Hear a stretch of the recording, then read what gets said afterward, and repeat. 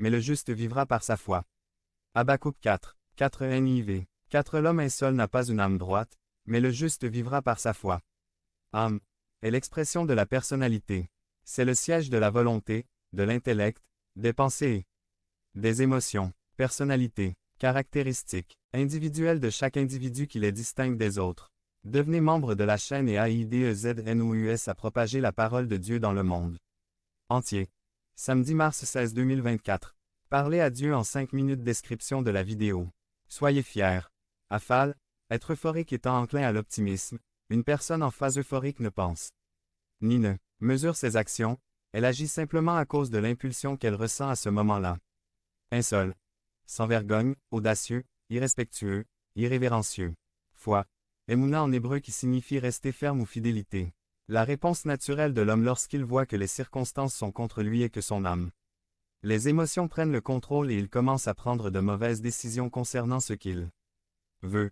Il croit, pense, ressent en laissant son soi fierté prendre le contrôle. Il cesse d'être spirituel et continue de croire.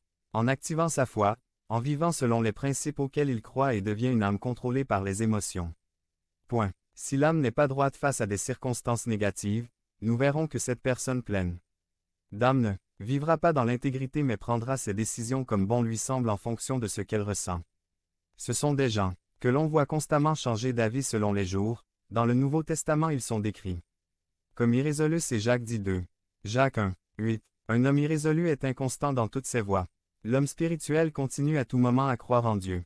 Il discerne tout sous le spirituel, même si ses yeux ne voient pas, même si les méchants semblent prospérer, il sait que Dieu est aux commandes. Ce n'est pas qu'il nie sa situation, mais qu'il décide de vivre au-dessus de sa situation, en croyant Dieu à tout moment. Pour vivre dans le surnaturel, chacun de nous doit comprendre que tout ce qui va arriver est au-dessus du naturel, donc c'est surnaturel. En d'autres termes, l'homme spirituel ne s'attend pas à ce que tout soit résolu selon la logique humaine, mais sous le pouvoir du surnaturel. Dieu, exemple. Il n'était pas logique qu'un aveugle recouvre la vue en mettant de la boue faite avec la salive de Jésus. Pour le logique il fallait l'emmener chez un spécialiste pour poser un diagnostic et suivre son traitement, s'il existait. L'apostrophe. Homme spirituel est un homme de foi qui connaît son Dieu et sait qu'il a le pouvoir sur toute chose et circonstance et qu'il n'agit pas toujours selon ce que la logique humaine dicterait comme étant juste.